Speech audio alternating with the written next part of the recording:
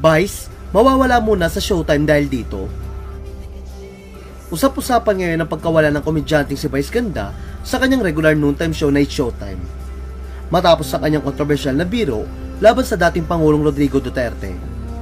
Kilala si Vice hindi lamang sa husay sa pagpapatawa, kundi sa pagiging prangka at walang takot magbigay ng opinyon sa mga issue sa lipunan, lalo na sa usaping politika.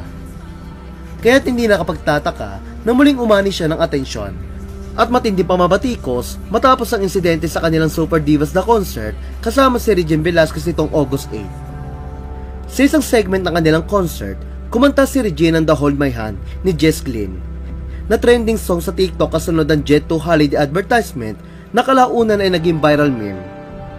Hindi nga inaasahan na marami ang ginawa ni Vice kung saan masayang naglakad sa entablado kasama ang mga backup dancers, hawak ang isang tarpaulin na may nakasulat na Jet Ski Holiday.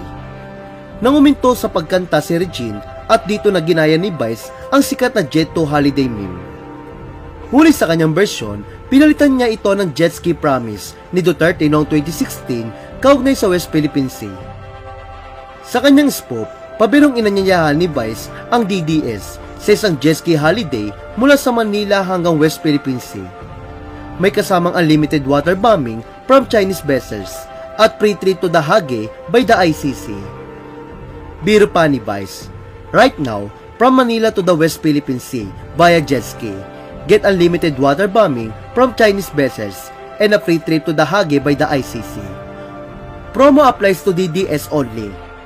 Pink llawans and BBMs are prohibited. Huwag niyo akong subukan, mga ninyo.